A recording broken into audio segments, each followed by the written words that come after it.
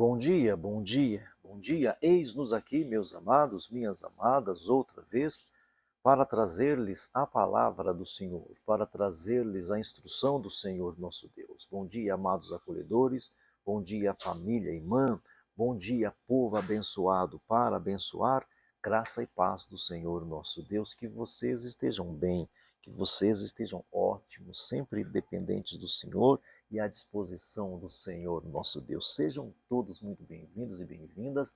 Graça e paz do Senhor nosso Deus. Já cheguem aqui na nossa live, deixando os likes, os corações, os comentários, todas aquelas manifestações que tanto elencam, elevam e fortalecem o nosso ministério virtual. Já chegue aqui então, deixando seu joinha, seu gostei, a sua manifestação. Clóvis Man é o nosso endereço aqui no YouTube. Se inscreva no nosso canal, ativa o sininho e compartilhem o nosso canal o máximo que vocês puderem. Tá bom? Assim estamos conversados. Clóvis Man é o nosso endereço aqui no YouTube. Já deixou seu graça e paz, sua saudação? Muito bem. Não fez ainda? Faça isso agora. Escreva aí. Graça e paz do Senhor Jesus. Bom dia a todos.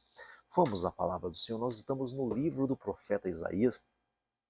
Nós estamos hoje, vamos começar hoje o capítulo 6 e é é o capítulo mais tremendo deste livro.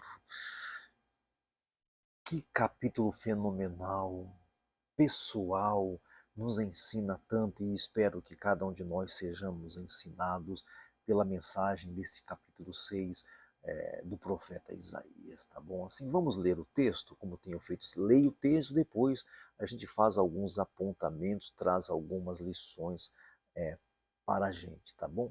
Isaías 6, aqui o título que deram foi O Chamado de Isaías, tá bom? É o título que deram aqui, tá bom? O texto diz assim, capítulo 6, versículo 1. No ano da morte do rei Uzias, eu vi o Senhor assentado em um trono alto e exaltado.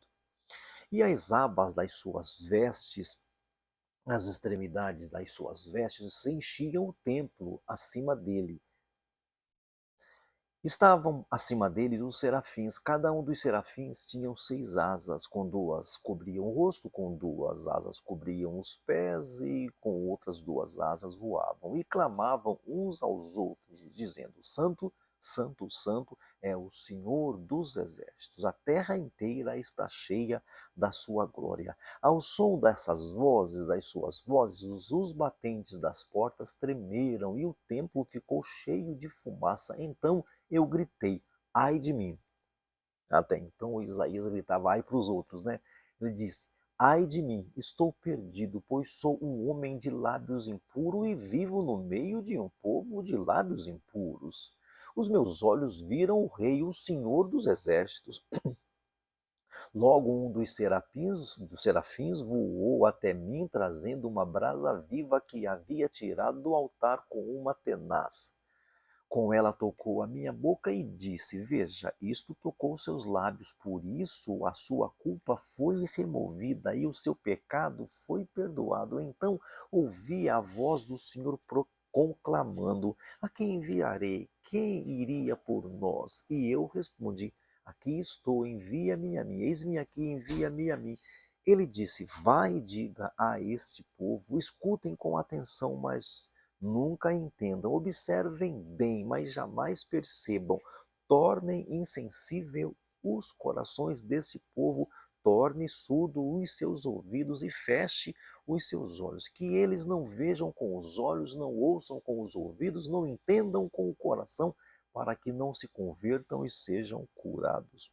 Então eu perguntei, até quando, Senhor? Ele respondeu, até que as cidades estejam em ruínas e sem habitantes, até que as casas fiquem abandonadas e os campos estejam totalmente devastados, até que o Senhor tenha enviado todos para longe. E a terra esteja totalmente desolada, e ainda que 1/10 fique no país, estes também serão destruídos, mas como o terebinto e o carvalho deixam o tronco quando são derrubados, assim a santa semente será o seu tronco. Este é Isaías, capítulo 6, para a nossa meditação nessa manhã. Vamos tirar aqui algumas lições para o nosso viver diário. Isaías 6, então, muda tudo. Não é mais apenas mensagem ao povo, é transformação do profeta. Esse Isaías 6 é fenomenal para falar conosco. Quando alguém vê a Deus, nunca mais será o mesmo. Quando a gente tem um encontro com Deus, nunca mais seremos o mesmo. A verdade, uma verdade importante que a gente deve destacar aqui, é que Deus é absolutamente santo e digno de toda adoração.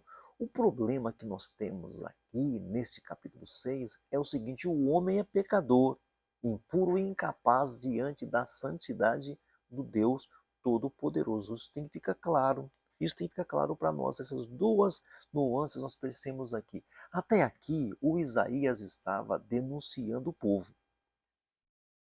O ai para eles. Mas aqui no capítulo 6, Deus trata com o próprio Isaías, com o próprio profeta. Antes de Deus usar alguém publicamente, ele trata essa pessoa profundamente. Antes de você ser enviado, Deus vai tratar de você. E aqui nós vemos uma sequência poderosa para todos nós. Isaías vê a glória de Deus, Isaías reconhece seu pecado, o Isaías é purificado e o Isaías é enviado. É assim que Deus trabalha sempre. Esse é um padrão de Deus. Até nos dias de hoje, é sempre assim que Deus trabalha. Você vê Deus e você reconhece o pecado. Você vê Deus e você é tratado. Então, a primeira questão aqui é a visão da glória de Deus. A visão que Isaías tem da glória de Deus. Ele diz: no ano da morte do rei Uzias, eu vi o Senhor, o Todo-Poderoso. Enquanto um rei terreno morre, gente, Isaías vê o rei eterno no trono. Deus está no alto, Deus é sublime, assentado no trono. É assim que Isaías o vê. Os serafins clamam: Santo, Santo, Santo. E eles dizem: é o Senhor dos exércitos. O que isso nos ensina? Isso nos ensina que não é apenas santo, ele é absolutamente santo, 3 vezes santo. O templo se enche da glória, de fumaça, os fundamentos, diz o texto, tremem. A presença de Deus abala tudo. Marca isso, a presença do Senhor Deus abala tudo. Aí nós temos então a consciência de pecado do profeta. Depois de ver Deus, o profeta não olha para os outros. Ele diz agora: ai de mim. É o que ele diz. Eu estou perdido. E por quê? Porque eu sou um homem de lábios impuros. Então, eu sou um homem de lábios impuros. Agora sim, eu habito no meio de um povo de lábios impuros. Antes ele dizia: ai para os outros. Agora ele diz: ai para si mesmo, para si próprio. Isso revela o quê? Quem vê Deus de verdade para de apontar os erros dos outros e começa a tratar o próprio sentimento, o próprio coração. Aí nós temos então o que? A purificação do profeta. Um serafim pega uma brasa viva, uma tesoura do altar e toca os lábios do profeta e diz: a tua iniquidade foi tirada e foi purificado o teu pecado. Aqui está algo poderoso, algo tremendo. A brasa vem do altar. O altar representa o sacrifício aponta para a restauração, para a redenção. Deus não apenas revela o pecado e a lição, ele também purifica a gente dos nossos pecados. Ele só não aponta, ele purifica. Então vem o chamado. Então vem o chamado do profeta. Depois da purificação, Deus então vem com a grande pergunta: a quem enviarei? E quem há de ir por nós? Isaías responde o quê? E você responderia o quê? Isaías responde: eis-me aqui, envia-me a mim. Deus não chamou antes de purificá-lo. Deus não chamou você antes da purificação. Então você perceba bem a visão, o quebrantamento, a purificação e o chamado. Viu só? É sempre esta sequência. Então vem a missão que o Senhor Deus dá para o profeta Isaías. Deus envia Isaías, mas com uma missão difícil. O povo não ouvirá, o texto é claro, o povo não entenderá. Meu Deus do céu, o coração do povo estará endurecido. Isaías faz uma pergunta: até quando? Até quando? O Senhor Deus responde: até que venha o juízo.